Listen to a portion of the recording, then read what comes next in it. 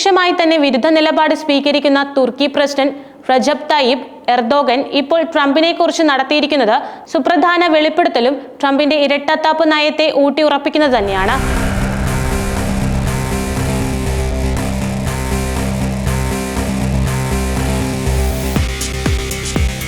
പതിവിന് വിപരീതമായി അടുത്തിടെ ബംഗ്ലാദേശിലെ നേതാക്കളിൽ നിന്നും ഇന്ത്യക്കെതിരെ ഉയർന്ന നിലപാടുകളും തുർക്കിയുടെ പാകിസ്ഥാൻ ചായ്വുമെല്ലാം ട്രംപിന്റെ ഇടപെടലുമായി ബന്ധപ്പെടുത്തിയാണ് ഇന്ത്യയിലെ നയതന്ത്ര വിദഗ്ധർ കൂട്ടിവായിക്കുന്നത്.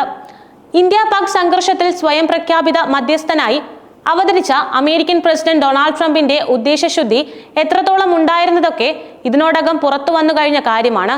പാകിസ്ഥാനുമായുള്ള സാമ്പത്തിക കടപ്പാടുകളുടെയും സ്വന്തം പോക്കറ്റ് നിറയ്ക്കുന്ന കുടുംബ ബിസിനസ്സുകളുടെയും തെളിവ് ഉൾപ്പെടുത്തിക്കൊണ്ടാണ് അന്താരാഷ്ട്ര മാധ്യമങ്ങൾ അടക്കം എടുത്തു പറഞ്ഞിട്ടുള്ളത്. എന്നാൽ പിൻവാതിലിൽ പാകിസ്ഥാനും കൂട്ടർക്കും വിരുന്നൊരുക്കുകയും ചെയ്യുന്ന ട്രംപിന്റെ ഇരട്ടത്താപ്പ് നന്നായി അറിയുന്ന ഇന്ത്യ അതുകൊണ്ട് തന്നെയാണ് ഇന്ത്യയുടെ കാര്യം നോക്കാൻ ഇന്ത്യക്ക് അറിയാമെന്ന നിലപാട് എടുത്തതും ട്രംപിന്റെ മധ്യസ്ഥ ആരോപണങ്ങളൊക്കെ കുഴിച്ചുമൂടിയതും. ഇന്ത്യക്കെതിരെ പ്രത്യക്ഷമായി തന്നെ വിരുദ്ധ നിലപാട് സ്വീകരിക്കുന്ന തുർക്കി പ്രസിഡന്റ് റജബ് തയ്യിബ് എർദോഗൻ ഇപ്പോൾ ട്രംപിനെ കുറിച്ച് നടത്തിയിരിക്കുന്നത് സുപ്രധാന വെളിപ്പെടുത്തലും ട്രംപിന്റെ ഇരട്ടത്താപ്പ് നയത്തെ ഊട്ടിയുറപ്പിക്കുന്നതുമാണ്. പ്രസിഡന്റ് ട്രംപിന്റെ കൂടുതൽ തുറന്നതും കൂടുതൽ ക്രിയാത്മകവുമായ സമീപനം കാരണം തുർക്കി പ്രതിരോധ മേഖലയ്ക്ക് മേലുള്ള അമേരിക്കയുടെ CAATSA ഉപരോധങ്ങൾ ഉടൻ തന്നെ നീക്കം ചെയ്യുമെന്ന് താൻ വിശ്വസിക്കുന്നുവെന്നാണ് എർദോഗൻ പ്രസ്താവിച്ചിരിക്കുന്നത്.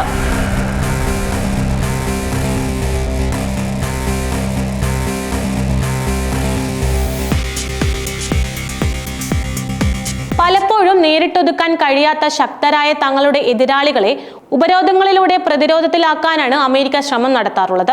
ട്രംപിന്റെ ആദ്യകാലത്തും പിന്നീട് ബൈഡൻ വന്നപ്പോഴും എല്ലാം റഷ്യക്കെതിരെ ചുമത്തിയ ഉപരോധങ്ങൾ ഇതിനുള്ള തെളിവാണ്. അത്തരത്തിൽ ഇറാൻ, ഉത്തര കൊറിയ, റഷ്യ എന്നീ രാജ്യങ്ങൾക്ക് മേൽ ഉപരോധം ഏർപ്പെടുത്തിയ ഒരു യുണൈറ്റഡ് സ്റ്റേറ്റ് ഫെഡറൽ നിയമമാണ് CAATSA. തങ്ങളുടെ എതിരാളികൾക്കെതിരായ ശിക്ഷാ നടപടിയായാണ് അമേരിക്ക ഈ നിയമം സൃഷ്ടിച്ചത്. അമേരിക്കയുടെ സുരക്ഷയെ മുൻനിർത്തി തന്റെ ആദ്യ ഭരണകാലത്ത് 2017 ഓഗസ്റ്റ് 2 ട്രംപ് ഇതിൽ ഒപ്പുവെക്കുന്നത്. ഇത് പ്രകാരം റഷ്യയിൽ നിന്ന് S-400 മിസൈൽ സംവിധാനം വാങ്ങിയതിന് ട്രംപ് ഭരണകൂടം തുർക്കിക്കെതിരെ ഉപരോധം ഏർപ്പെടുത്തിയിരുന്നു. CAATSA നിയമപ്രകാരം ഇറാൻ, ഉത്തര കൊറിയ, റഷ്യ എന്നിവയുമായി കാര്യമായ ഇടപാടുകൾ നടത്തുന്ന ഏതൊരു രാജ്യത്തിനും അമേരിക്കൻ സർക്കാരിന് ഉപരോധം ഏർപ്പെടുത്താൻ കഴിയുമായിരുന്നു. എന്നാൽ തന്റെ രണ്ടാം വരവിൽ അടവും നയവും മാറ്റിച്ചവിട്ടിയ അമേരിക്ക ഇപ്പോൾ റഷ്യയെ കൂടെ നിർത്താനുള്ള വ്യഗ്രതയിലാണ്. അൽബേനിയയിൽ നിന്ന് മടങ്ങുന്ന വിമാനയാത്രയ്ക്കിടെ തുർക്കിയിലേക്ക് മിസൈൽ വിൽപ്പനയ്ക്ക് അമേരിക്ക ഇളവ് നൽകിയതായാണ് എർദോഗൻ വെളിപ്പെടുത്തിയിരിക്കുന്നത്. അമേരിക്കൻ അംബാസിഡറുമായും ഈ വിഷയം ചർച്ച ചെയ്തതായി എർദോഗൻ സൂചിപ്പിച്ചപ്പോൾ ട്രംപിനെ ഒരു സുഹൃത്ത് എന്നാണ് എർദോഗൻ വിശേഷിപ്പിച്ചത് എന്ന് കാണാം.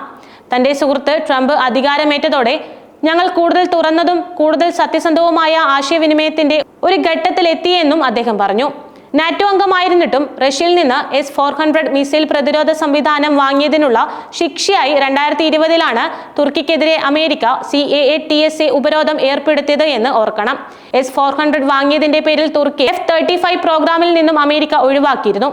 ഇതോടെ അടുത്തിടെ കണ്ടെത്തിയ ക്രിപ്റ്റോ കറൻസി സംരംഭത്തിനപ്പുറം ആഴത്തിലുള്ളതാണ് ട്രംപിന് പാകിസ്ഥാനോടുള്ള താല്പര്യമെന്ന് വ്യക്തമായി കഴിഞ്ഞിരുന്നു. പാകിസ്ഥാന്റെ പഹൽഗാം ആക്രമണത്തിന് ശേഷവും ഇന്ത്യയുടെ ഓപ്പറേഷൻ സിന്ദൂറിന് ശേഷവും തീവ്രവാദി ആക്രമണങ്ങൾക്കെതിരെ പൊതുവെ രൂക്ഷമായ ഭാഷയിൽ പ്രതികരിക്കുന്ന ട്രംപിന്റെ മൗനത്തിനൊപ്പം ഉയർന്നുകേട്ട മറ്റൊരു പേരായിരുന്നു Gentry Thomas Beach. Pakistan, Bangladesh, തുർക്കി എന്നിവ ഉൾപ്പെടുന്ന പ്രധാന നിക്ഷേപ പ്രവർത്തനങ്ങളുടെ കേന്ദ്രമായി ബീച്ച് പെട്ടെന്ന് മാറിയെന്ന് ദി ഇക്കണോമിക് ടൈംസിന്റെ റിപ്പോർട്ടിൽ പറയുന്നുണ്ട്.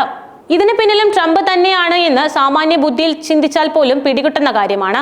ട്രംപ് അധികാരമേറ്റ് 10 ദിവസത്തിന് ശേഷം ട്രംപിന്റെ ആൾ എന്ന് അവകാശപ്പെട്ട് ബീച്ച് പാകിസ്ഥാനിലെത്തിയിരുന്നു. വൈറ്റ് ബ്രിഡ്ജ് ഗ്ലോബൽ എന്ന കമ്പനിയുടെ കീഴിൽ നിക്ഷേപകരുടെ ഒരു സംഘത്തോടൊപ്പമായിരുന്നു സന്ദർശനം. പാകിസ്ഥാനിലെ അപൂർവ ഭൂമിധാതുക്കൾ, എണ്ണ, വാതകം, റിയൽ എസ്റ്റേറ്റ് എന്നിങ്ങനെ പര്യവേക്ഷണ സാധ്യതയെക്കുറിച്ചും ട്രംപിനെ ബോധ്യപ്പെടുത്താൻ ബീച്ചിന് ഈ യാത്ര ഗുണകരമായി. പാകിസ്ഥാൻ പ്രധാനമന്ത്രി ഷഹബാസ് ഷെരീഫ് തന്നെയാണ് പാകിസ്ഥാനിൽ ധനകാര്യ, വിദേശകാര്യ മന്ത്രിമാർ ഉൾപ്പെടെയുള്ള മുതിർന്ന ക്യാബിനറ്റ് സഹപ്രവർത്തകരുടെ സാന്നിധ്യത്തിലും ഫെബ്രുവരി 11 ലോക ഗവൺമെന്റുകളുടെ ഉച്ചകോടി അനുബന്ധിച്ച് ദുബായിലും നടന്ന ഈ സന്ദർശനത്തിന് മുന്നിലുണ്ടായിരുന്നതും. പഹൽഗാം ഭീകരാക്രമണത്തിന് പാകിസ്ഥാൻ ഗൂഢാലോചന നടത്തിക്കൊണ്ടിരിക്കുമ്പോൾ ദുബായിൽ എണ്ണ, ഖനനം എന്നീ മേഖലകളിൽ സംയുക്ത സംരംഭം ആരംഭിക്കുന്നതിനായി തുർക്കി ഗ്രൂപ്പായ ടെറ ഹോൾഡിംഗുമായി ഏപ്രിൽ 17 ബീച്ച് ഒരു കരാർ ഒപ്പിടിക്കുകയായിരുന്നു. 3 രാജ്യങ്ങളിലും ട്രംപിന്റെ അടുത്ത ആളായി നിന്ന് വമ്പൻ ഡീലുകൾ ബീച്ച് നടത്തി. കറാച്ചിയുടെയും ഇസ്ലാമാബാദിന്റെയും അവകാശം പുനർനിർമ്മിക്കുന്നതിന് ബീച്ച് കോടിക്കണക്കിന് ഡോളർ നിക്ഷേപം വാഗ്ദാനം ചെയ്തു.